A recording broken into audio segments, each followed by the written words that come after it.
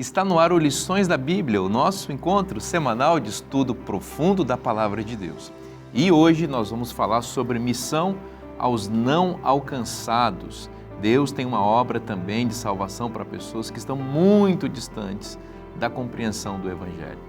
É sobre isso e muito mais o Lições da Bíblia que está começando agora.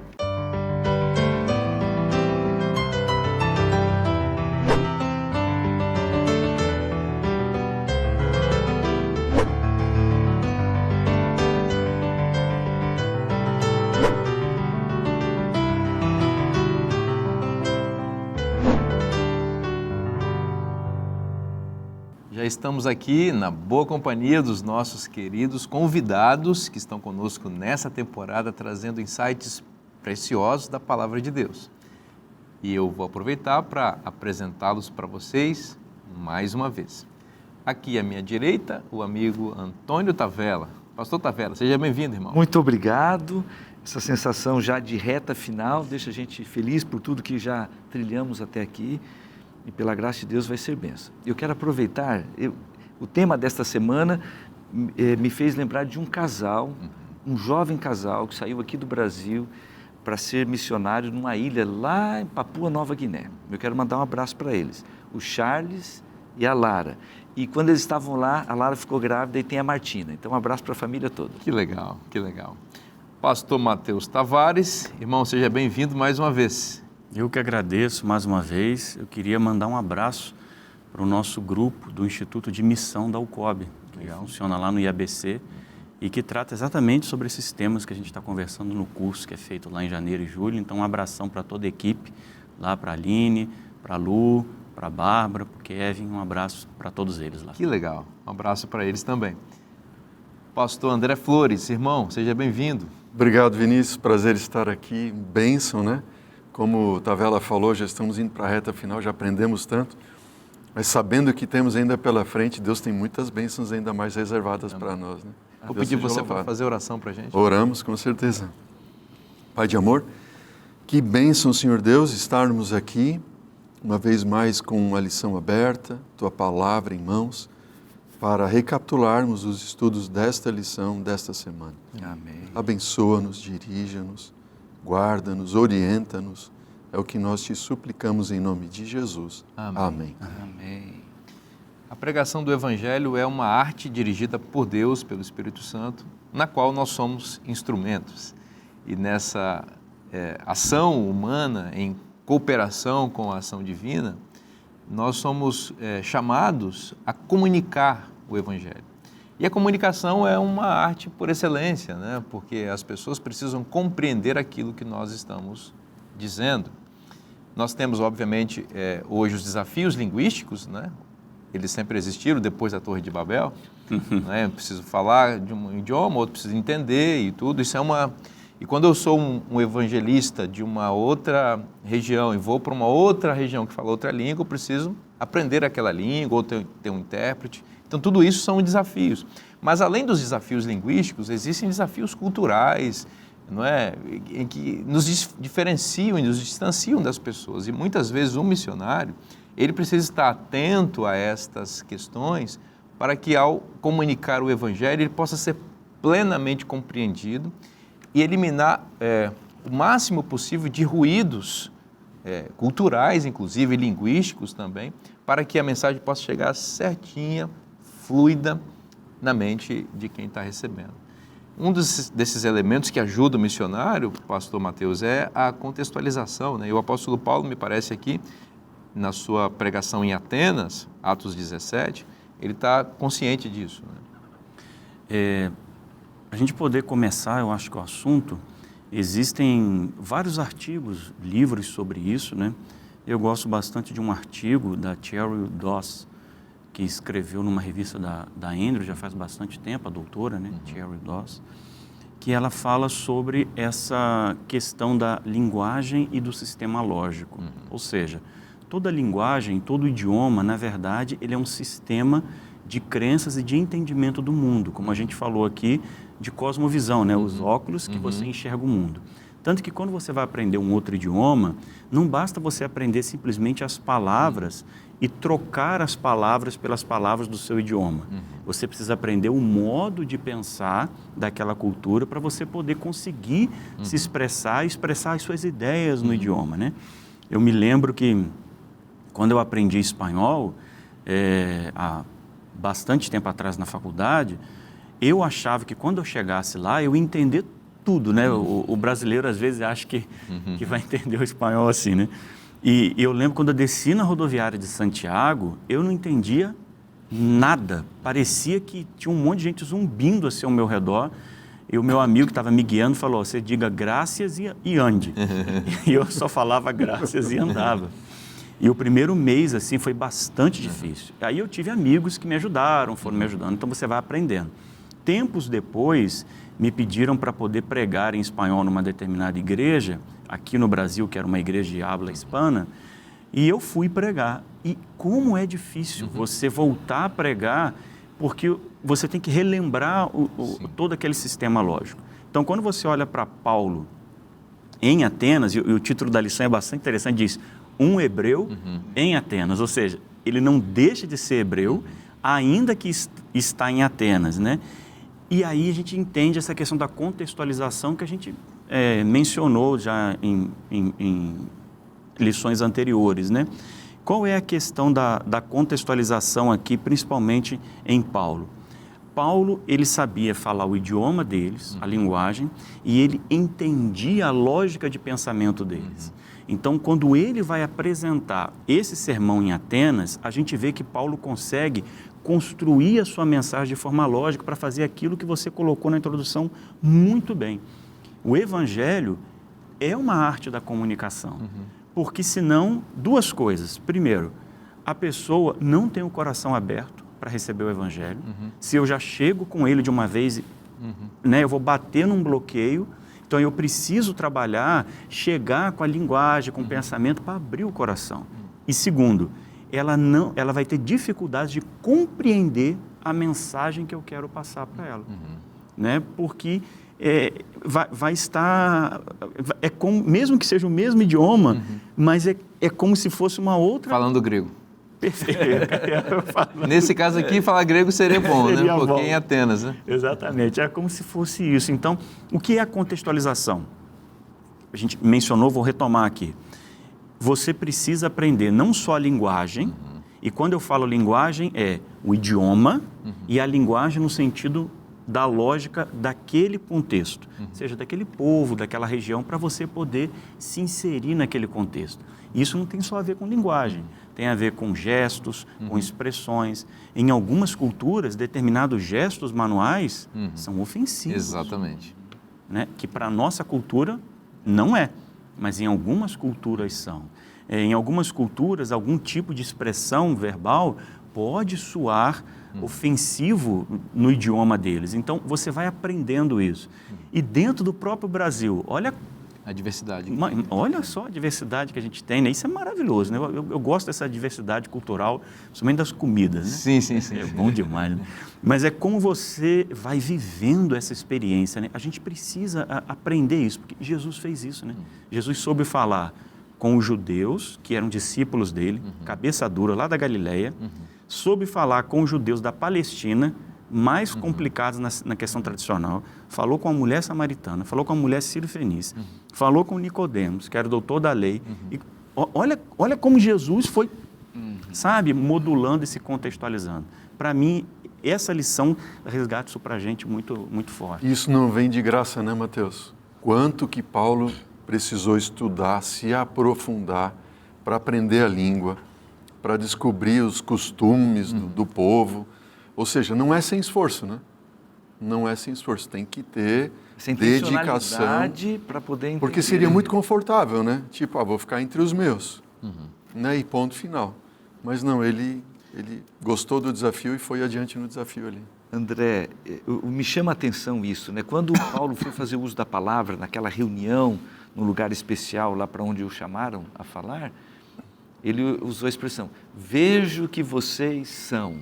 Ele tinha observado, ele estava atento ali às coisas que aconteciam na cidade Lógico, a ênfase dele foi para a prática religiosa, mas ele estava com a antena ligada, porque o objetivo da contextualização é gerar conexão.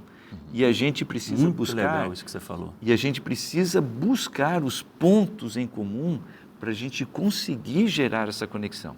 Então ele estava ali observando, como você falou, André, estava estudando, querendo absorver tudo ali do Ele não se fechou, estava no mundo dele, disse, não, eles têm que aceitar do jeito que eu sei, que eu conheço, porque é, entre aspas, a verdade, né?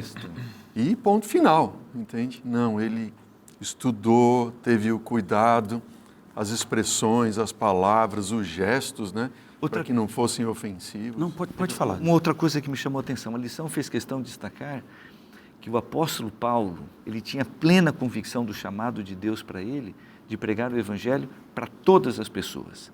Então, o capítulo 17 começa dizendo da estratégia que ele usou nas outras cidades. Ele ia para a sinagoga, que eram seus irmãos hebreus, seus irmãos judeus, começava a pregar ali. Mas em Atenas, ele foi para as praças, ele não se restringiu a um segmento. Ele foi para as praças, ele foi para as ruas, porque ele olhou para a cidade de Atenas e ele queria pregar o evangelho para toda a cidade, para todo aquele povo. E isso aqui lembra a visão de Jesus, né? Jesus, ele olhava para as multidões e o coração dele transbordava de amor, de misericórdia por aquelas pessoas. Então Paulo estava reproduzindo o coração de Jesus, olhando para aquela multidão, uma cultura completamente diferente, uma prática religiosa completamente antagônica àquilo que era a prática dele, baseada na religião da Bíblia. Mas ele desejou pregar o evangelho para todos. Uma coisa que me chama a atenção, uma pergunta que eu sempre me faço, a gente já até tocou nesse ponto, quando a gente falou lá atrás de Pedro, mas eu queria puxar aqui para a gente ampliar. Por que Deus chamou Paulo e não Pedro para pregar o evangelho aos gentios? Porque Pedro era o apóstolo, né? No sentido de o primeiro entre todos ali, né? Ele era de liderança. Tanto é que a gente vê ali que segue ali depois, quem vai ficar? Pedro e João, né? E João vai se tornar o grande apóstolo que vai escrever os livros que a gente já conhece, vai seguir a igreja até Éfeso. Pedro não, mas você tem Pedro, o grande líder ali, o grande apóstolo, a referência, né? Pregador, quem prega em Atos, né? do Pentecoste? É Pedro, né? Mas por que a gente vê Paulo e não Pedro, apesar de Pedro ter sido chamado lá em Jope e ter tido aquele encontro com Cornélio? Na minha leitura, duas coisas de Paulo. A primeira, Paulo tinha as ferramentas para conseguir ter esse approach, essa abordagem com o grego, a de mentalidade grega, né? Não só o judeu grego, mas o grego de mentalidade grega, né?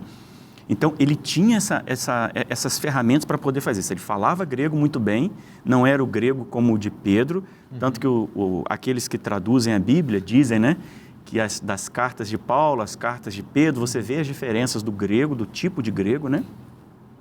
Então, ele tinha isso, ele tinha o conhecimento da cultura grega. Paulo se maneja aqui falando sobre religião, sobre filosofia grega nesse momento. Os filósofos, né?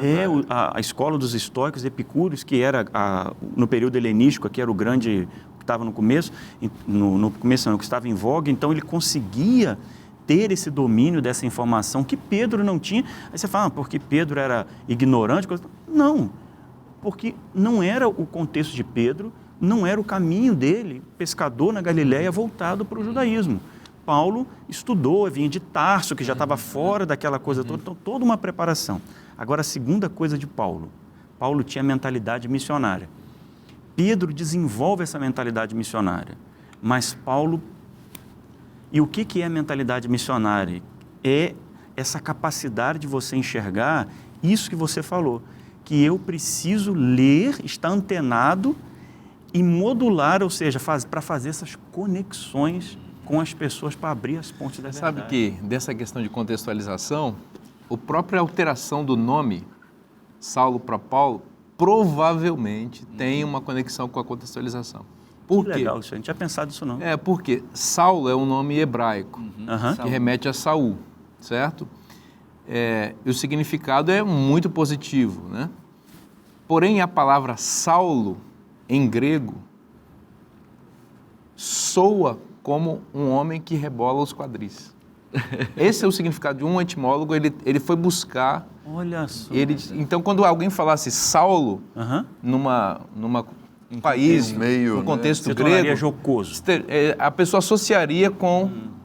Então, para evitar a associação, a sugestão desse etimólogo, é que houve alteração para Paulo, que tem significado de pequeno e tudo, esse significado é legal, mas para evitar, trocou uma letra para evitar esse problema de contextualização. Acho que tem a ver com a questão. Tem. Olha o transpasso. A importância, né? A importância. Outra coisa que você estava falando ali, né?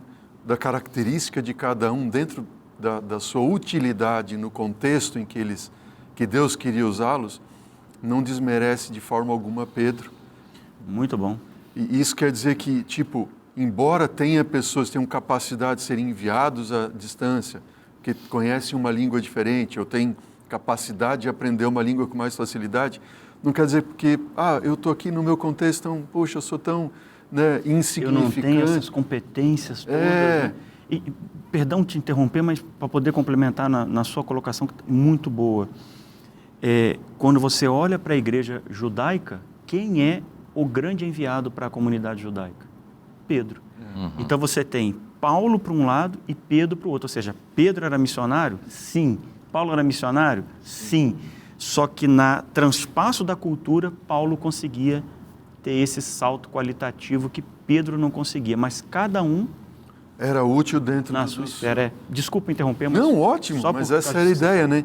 E Deus nos olha a todos como sendo importantes, né? Dentro do nosso contexto. Não importa se eu sou entre os poderosos, como nós já vimos, e tenho acesso àqueles que são poderosos ou aos mais humildes, porque todos são propriedade de Deus, como a gente já estudou aqui, né? E Deus ama todos.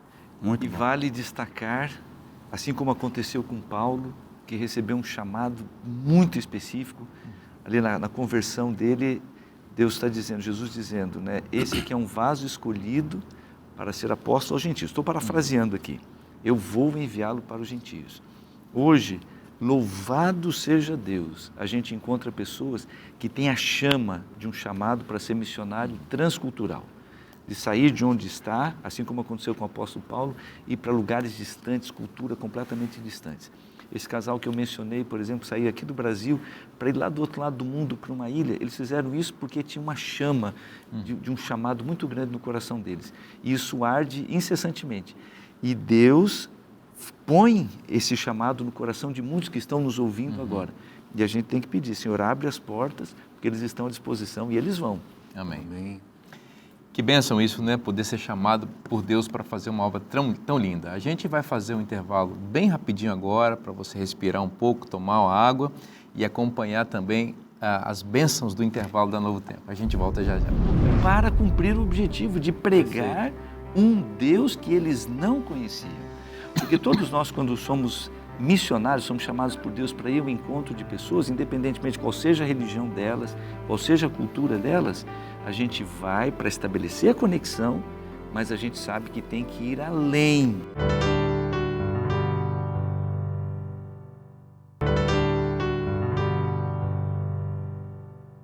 Estamos de volta com o segundo bloco do programa Lições da Bíblia, para continuar estudando a Palavra de Deus com você. E você sabe que o Lições da Bíblia é baseado na Bíblia e na lição da Escola Sabatina, esse guia de estudos tão especial, publicado na Casa Publicadora Brasileira, e eu quero recomendar que você tenha este material. Nós estamos caminhando para o fim dessa temporada, uma nova temporada vem aí e você já tem a possibilidade de fazer a sua assinatura do novo guia de estudos e você não pode perder isso, é uma grande bênção. Como é que faz para adquirir este e outros produtos da Casa Publicadora Brasileira? É muito fácil, é só acessar cpb.com.br. Nós vamos continuar a nossa conversa aqui. No bloco anterior a gente estava falando da iniciativa do apóstolo Paulo de levar o evangelho aos atenienses e a sua estratégia de falar com aquelas pessoas para que elas conhecessem a Cristo. E, pastor Mateus, a gente terminou o bloco com que o pastor Tavella comentando e fazendo um estímulo, né, para pessoas também terem o coração movido para levar o evangelho também para outras culturas, e algumas pessoas têm esse chamado. Né? o Tavella levantou esse assunto, né? Eu acho muito importante da gente poder trazer e mencionar essa questão da urbanização, né? Que a lição traz isso para a gente também. A gente vive hoje, como a gente já mencionou, num mundo cada vez mais urbanizado. E esse processo de urbanização que nós temos, que ele é, de certa forma, produto da Revolução Industrial, ele também tem algumas características. E uma das características dessas cidades, desses processos de urbanização, principalmente no nosso lado ocidental do mundo, é o que a gente chama de pluralismo, né? Pluralismo religioso. Vou botar o recorte no religioso. O que é o pluralismo religioso?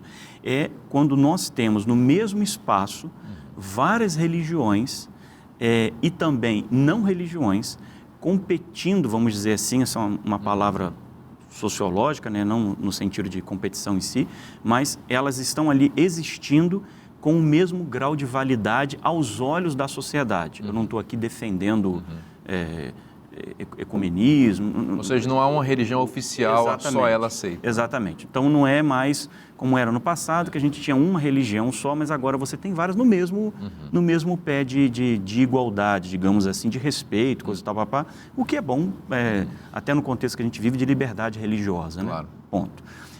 Mas o porquê essa questão do pluralismo? Quando eu tenho pluralismo religioso, eu também tenho um pluralismo, trava a língua aqui, você também tem isso em questões culturais. Pensa só no que a gente falou de refugiado e imigrações, né? Quantas pessoas de outros idiomas, de outras línguas, o Brasil. Nossa, o Brasil é fruto de tantas culturas que vieram para cá, né? E regiões do Brasil que tem mais ênfase numa determinada cultura e de outros países que vieram. Então, essa pluralidade que existe na sociedade, principalmente nas cidades, ela também é um desafio para a missão. Então, quando eu penso, a lição está falando só do ser missionário, sei lá, em outro país, vou ter que pegar o avião e ir para outro lugar. Pode ser isso que Deus tenha te chamado, mas uma missão muito maior, no sentido de abrangência, a gente tem nas cidades. Sim. Entende? Olha uma cidade como São Paulo. Olha a diversidade cultural e que a gente tem na cidade de São Paulo, para poder apresentar o cristianismo, para apresentar o evangelho. Pensa nas outras capitais, só para ficar mais fácil para a gente poder pensar. São desafios. Grandes. Eu também preciso usar a cabeça para me contextualizar, porque na minha casa, eu estou aqui no meu apartamento, ou na minha casa, o meu vizinho pode ter uma cultura com aspectos diferentes do meu, e como eu me aproximo dele para apresentar o evangelho. Na mesma sala de aula, o meu colega de escola, né, que está ali do lado, não sei se fala carteira ainda, no meu tempo era carteira, está ali, ele tem outro tipo de criação, de família. Como que eu vou apresentar o evangelho? Eu me lembro de uma pessoa que estava conversando comigo e de que ele estava conversando com colegas, a filha dele, na verdade, estava conversando com colegas de 7º e 8º ano, eu sempre me confundo com essas coisas de ano e série, mas 7º e 8º ano, se eu não me engano, e os amiguinhos não sabiam quem era Moisés. Não tinham a referência da informação de Moisés. E ele falando assim, normal, e como se, sabe, quando você vai falar. Aí eles falaram assim, quem? Ele falou, Moisés, do tipo. Sim. Você não sabe quem é Moisés? Pois é, Moisés. Ele falou, não sei quem é. Porque era uma família não cristã, de tradição não cristã, e os pais e como não houve mais assim, ele não sabia que era, nós estamos falando de Moisés, né? Ele não sabia que era Moisés. Faz lembrar minha filha que quando foi para a escola, ela não sabia quem era Homem-Aranha, quem era Batman, não sabia nada, e as crianças falam tudo disso, né? E ela não sabia, mas o contrário também acontece, né? Exato. Que bom que a sua filha não sabia. Ela não sabia mesmo. Que bom. Mas assim, exatamente isso que você colocou, no pensamento contrário. Aí me lembra, tem alguns autores que falam disso, de que como o cristianismo não é mais hegemônico na sociedade, nós estamos falando só em termos sociais, tá? Por favor. Você perdeu a memória, a sociedade perdeu a memória do cristianismo na sociedade. Porque você já não fala muito sobre as narrativas bíblicas, as histórias bíblicas. E às vezes o que sai distorcido ainda, né? Por exemplo, o filme como o de Noé, por exemplo, uma história completamente antibíblica, né? Exatamente. Aí é pior, né? É Porque pior ainda. a pessoa não tem a referência e Não o que pega. tem É é distorcido. distorcido. Então, olha a missão que a gente tem de trazer novamente a memória bíblica para as pessoas. Então, quando eu vou me aproximar de uma pessoa para dar um estudo bíblico, pode ser que eu tenha que começar com ela como eu começaria com uma criança, contando as histórias de Abraão, Moisés, José, Jacó, Davi, porque ela não vai ter essa referência. Exatamente. Isso é contextualização, isso é mentalidade E missionária. até por meio de histórias, né? Que é uma maneira bem mais fácil de você chegar à mente e ao coração das pessoas, né? Perfeito.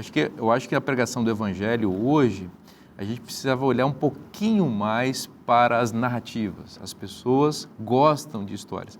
E se tem um livro que tem histórias lindas, extraordinárias, as grandes histórias do mundo, é a Bíblia. Eu acho que a gente perde um pouco nesse conceito ao apresentar o Evangelho. A gente pensa muito assim, cartesianamente, sabe?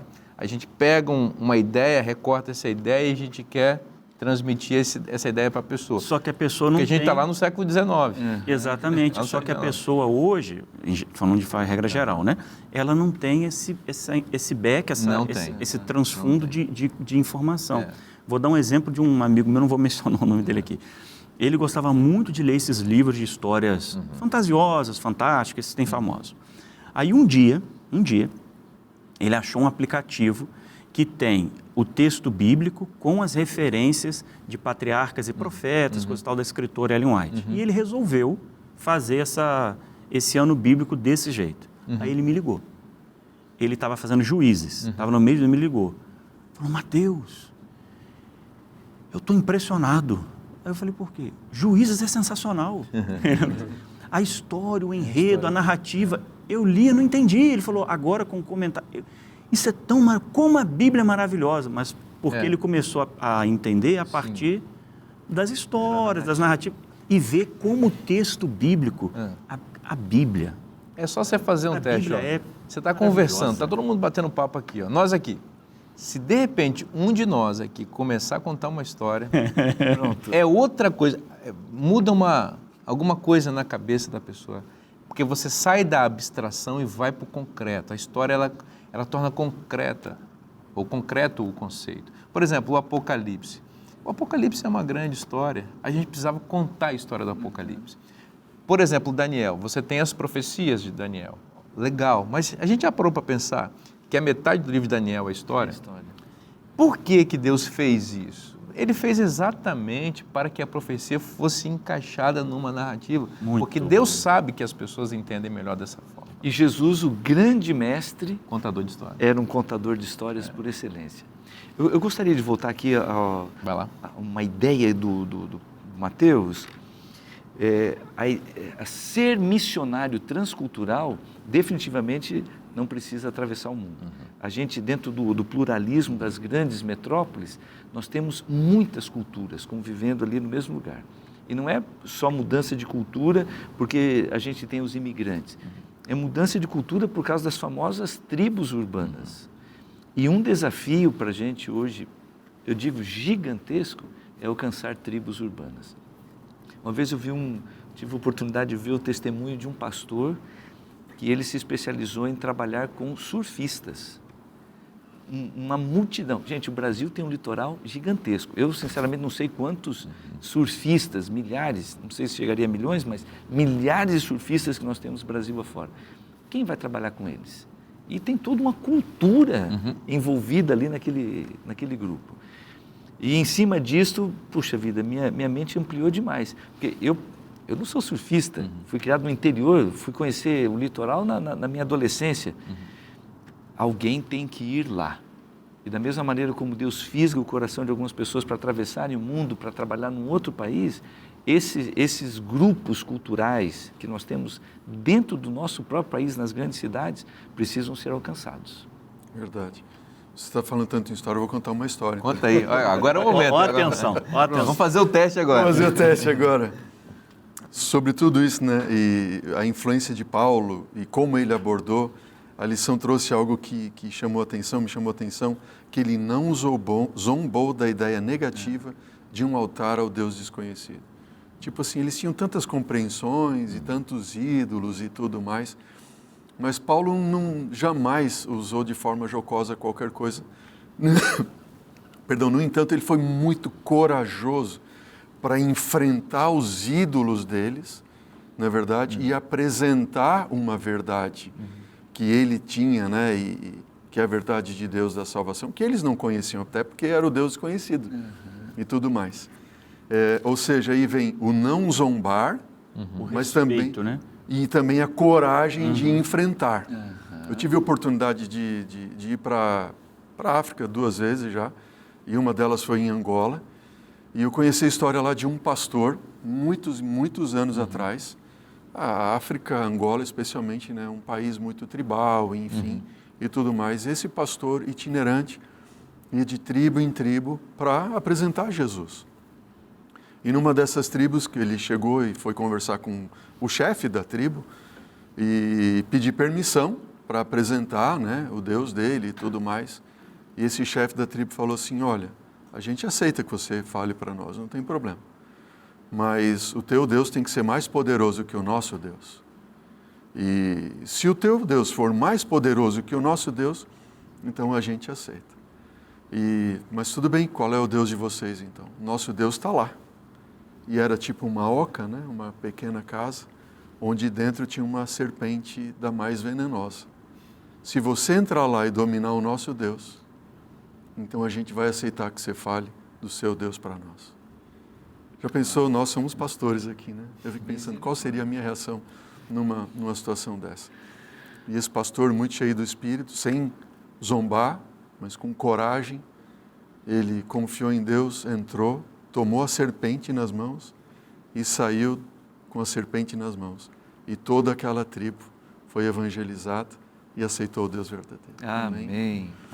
Então, a gente se depara com situações mais adversas, e a gente vai tratar, eu acho que no próximo bloco ali, sobre outros deuses, outros altares, que são erguidos diante de nós, e às vezes a gente pensa, como eu vou enfrentar esses deuses, esses altares? E aqui a lição de Paulo está dizendo, não zombe, não faça chacota, né? Porque você tem uma verdade, mas eles também têm a verdade deles, ok?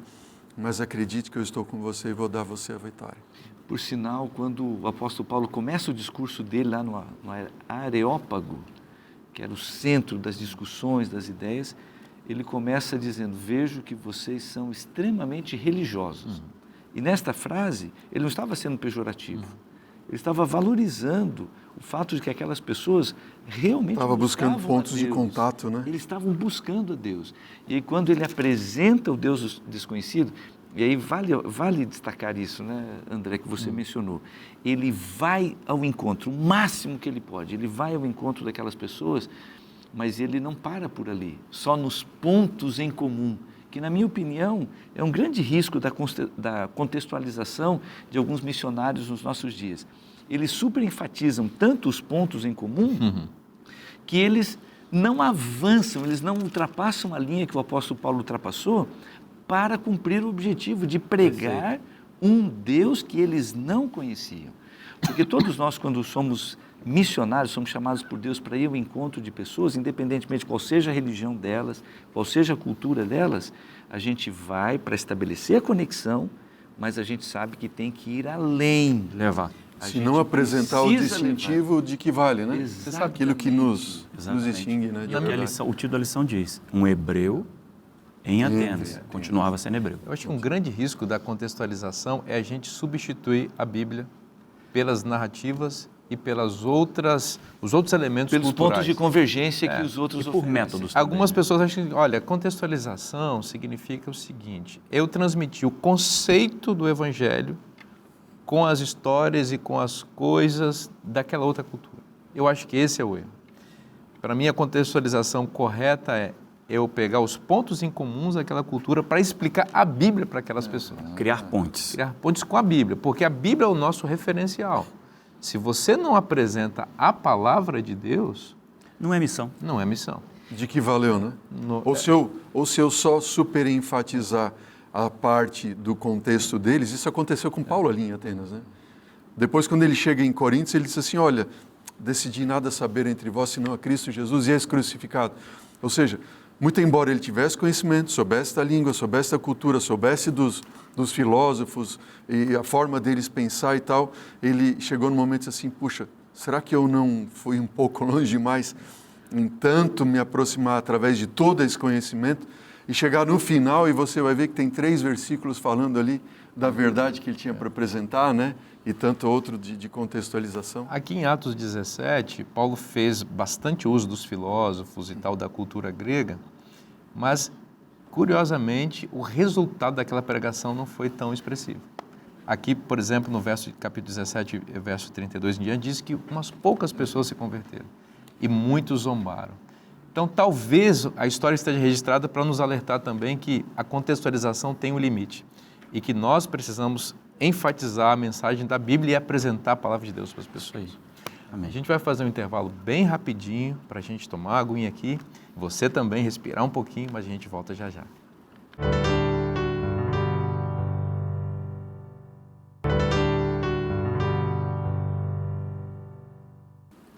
Estamos de volta para o último bloco do programa Lições da Bíblia.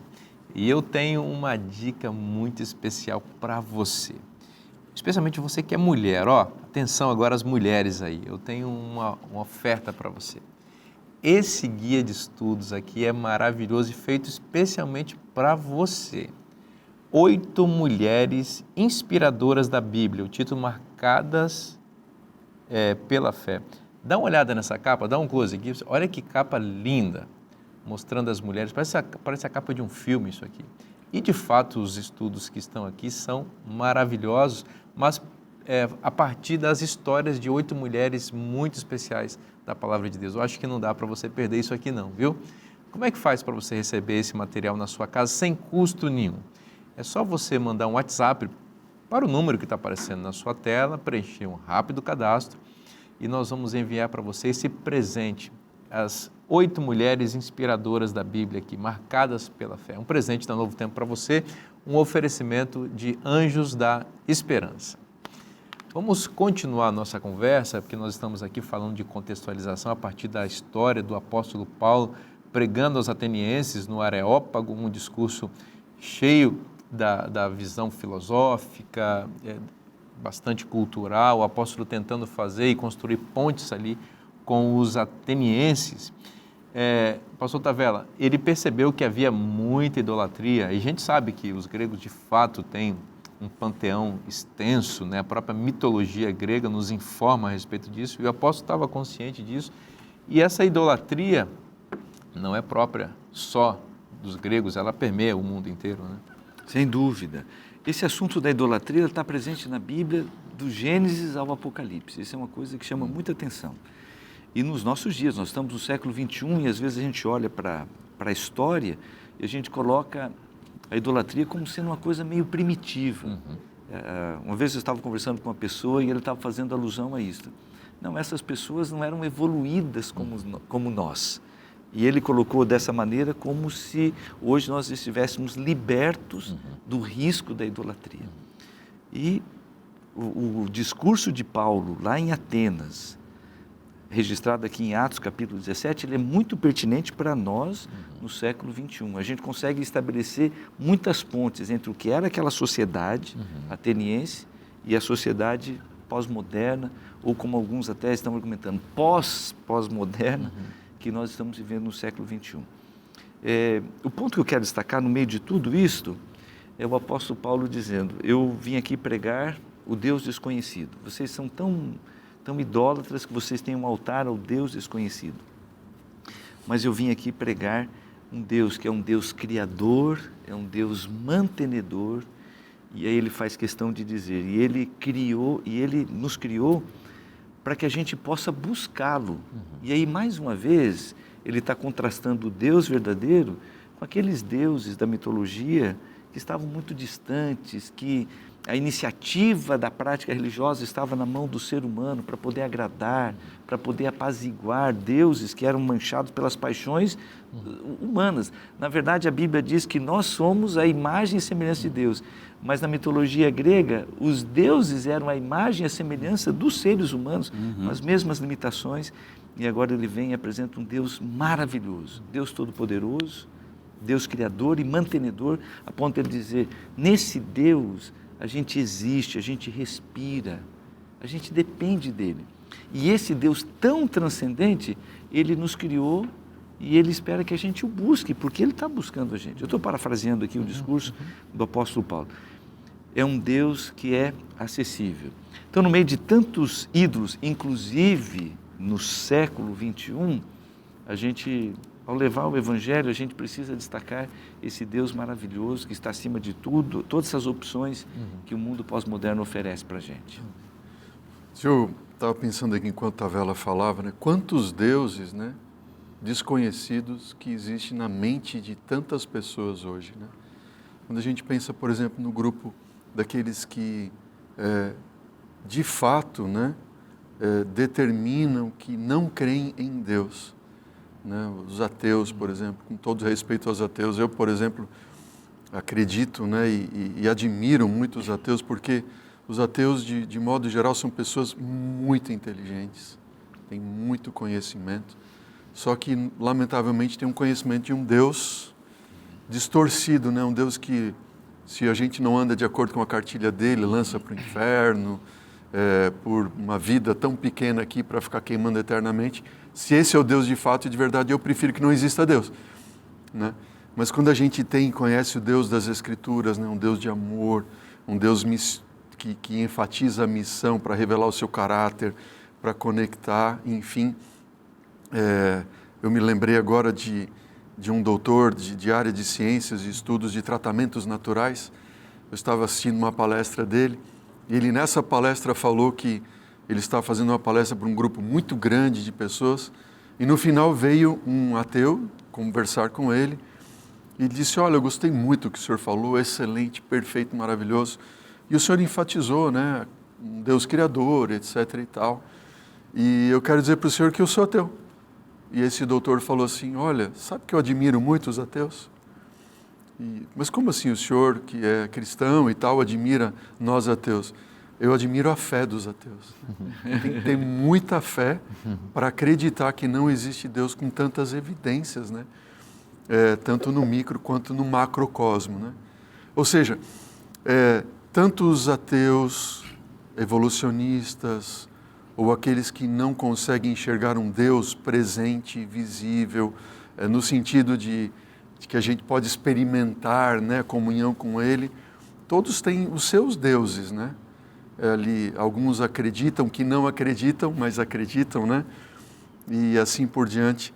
Então, como a gente identificar essas pessoas, esse grupo com amor, com carinho, com respeito, né? Que todos merecem o nosso respeito diante desses altares que muitos dizem, não, eu jamais sou idólatra ou ergo um altar, né? Não, mas eles erguem o altar da suposta ciência, né? Dissociada de um Deus criador de toda a ciência, né? Você vai estudar física, você vai estudar química, você vai estudar física espacial, você vai estudar astronomia, você vai estudar biologia. Então, tudo revela e remete a um Deus criador. Mas acabam não acreditando nesse Deus, né? Acho que não era diferente com Paulo, onde ele lidava com muitos filósofos, né? Que tratavam de pensamentos e a filosofia, né? De tudo, quem eu sou, de onde eu venho, porquê disso, aquilo, outro e tudo mais. E ele conseguia fazer essa conexão, levá-los à revelação de que aquele Deus desconhecido é um Deus verdadeiro e quebrar esses paradigmas, né, que eles tinham de uma idolatria falsa e apresentar o verdadeiro Deus a quem nós podemos e devemos adorar. O Deus da Bíblia, né? Desde os tempos dos patriarcas, é apresentado o Deus da Bíblia em confronto com outros deuses. Então, o modo talvez tenha mudado um pouco, mas a performance, digamos assim, segue, né? Você tinha as divindades, nós estamos falando do Antigo Testamento, especialmente numa determinada região, onde eu tinha deuses por cidade, né? Ou por regiões ou por países, a depender. Mas, em geral, deuses por cidade, que a gente até mencionou aqui na Naamã, que pega a terra para poder levar, porque estava vinculado à terra. Então, você tinha esse tipo de Deus. Então, o Deus de Israel era o Deus que vencia aquele Deus nas guerras, né? Tanto que ele é chamado de Altíssimo, porque ele estava acima dos montes, né? Porque os montes onde estavam a maior parte das divindades, os altares, e o Altíssimo era aquele que estava, e aí o salmista vai dizer, né? Ergo os meus olhos, né? É bonito esse salmo, né? Para os montes, de onde me virá o socorro? Vem dos montes? Não, o meu socorro vem do Senhor que fez todas as coisas. É fantástico. De arrepiar, né? Não, é poderoso isso. Então, você tem isso. Quando você chega no Novo Testamento, você tem esse enfrentamento de Deus, do Deus bíblico, né, com esses outros deuses. Aí Paulo vai fazer isso, mas agora um pouquinho de diferença, não cabe aqui a gente ficar dando muita explicação, mas para poder abrir o assunto. Então, Paulo vai apresentar, olha, esses deuses que vocês adoram não são deuses de verdade, eles são feitura humana, são criação humana, o Deus verdadeiro é esse, coisa e tal. E você vai tendo isso. Então, a gente hoje tem no mundo várias crenças, várias religiões que têm divindades 1000, né? E se você for apresentar o evangelho para essas culturas, você vai ter que confrontar o Deus bíblico com essas divindades, com uma história que você contou da cobra lá que estava naquela cabana. Mas quando a gente chega, por exemplo, no mundo pós-cristão, como alguns autores, eu não gosto muito dessa nomenclatura, mas é a nomenclatura que se usa, como você chega no mundo pós-cristão, ou seja, num mundo secularizado, como alguns utilizam, né? Nosso mundo aqui ocidental, digamos assim, você vai ter outros deuses, outros ídolos, que talvez não sejam assim bonequinhos, né? Ou estátuas ou coisa e tal, mas são outros ídolos. Quais são? Então, eu vou puxar um aqui. A atenção, por exemplo. Como assim a atenção é um deus? Nós temos tablet, nós temos celulares, nós temos televisão, né? Nós temos internet, enfim, uma série de coisas lutando pela nossa atenção. Hoje, talvez, o ativo mais importante no mercado seja a atenção, porque eu preciso da atenção daquele consumidor para eu poder vender o meu produto para ele, seja o produto uma mercadoria, seja o produto um filme, um desenho, uma série, alguma coisa nesse sentido. Então, eu preciso da atenção dele para isso. Como que eu capto a atenção? Você imagina, você pega determinada rede social, né? E aquilo vai girando. Eu não tenho assim, muita frequência em redes sociais, nada, por questões minhas ali, eu não tenho muito essa relação ali. Mas eu fiquei vendo uma vez, vejo, né, as pessoas girando aquele negócio, eu também às vezes fico vendo ali algumas coisas ali, girando, mas chega uma hora que me cansa. Mas eu vejo aquela coisa infinita, né? É busca de atenção, né? Você está ali assistindo um vídeo num determinado site da internet e de repente começa a aparecer aquelas propagandas curtas, várias, por quê? Buscando atenção. Com esse monte de coisas buscando atenção, a minha atenção à Bíblia e à Palavra de Deus. Quanto, né? Aí eu não consigo prestar atenção num sermão, porque a minha atenção está tão... Está tão acelerada, as coisas tão imediatas. Exatamente, né? E acostumado a ter curtos espaços de atenção, que ler a Bíblia se torna difícil para mim, se torna um desafio às vezes, né? Ouvir de oração. Olha só, foge a concentração e a pessoa fica ali, busca... Exato, não é? Exato. Exatamente, ouvir um sermão. Então, é ou não é um tipo de ídolo, né? Eu não estou falando o objeto, eu estou falando o conceito, né? Ou seja, a questão da atenção. E aí, é um ato de missão também eu aprender a refocar a minha atenção para que eu consiga me dedicar à palavra de Deus e também ajudar as pessoas a fazerem isso. Aí vem aquilo que você colocou, Vinícius. Uma das ferramentas para a gente ajudar as pessoas a refocar, digamos assim, a melhorar a sua atenção para a palavra de Deus, histórias. História. Apresentar o Evangelho, que é uma história, a história da redenção, uma narrativa que fisgue a atenção das pessoas. Porque você vai, e hoje, com a cultura que a gente tem, com o modelo que a gente tem tão, tão assim, preenchido de coisas cinematográficas, filmes, séries, novelas, enfim, tanta coisa assim, com essa produção audiovisual, isso tudo é história, né? Então, meio que a nossa cabeça também está sendo formatada, ou já foi formatada para esse tipo de linguagem. Então, como você colocou muito bem, quando eu apresento a Bíblia com história, com narrativa, claro, quando nós estamos falando narrativa, que nós estamos falando narrativa bíblica, né? Se apresenta o texto bíblico, a narrativa bíblica. A história verdadeira. A história verdadeira prende, o cérebro fala assim, opa, isso aí eu estou acostumado, entendeu? Aí ele vai e a gente consegue abrir as pontes para o Evangelho poder chegar, que é a história poderosa, né? Porque o que é o Evangelho, se não a grande história? Exato. A grande e única verdadeira, que essa é a verdade, né?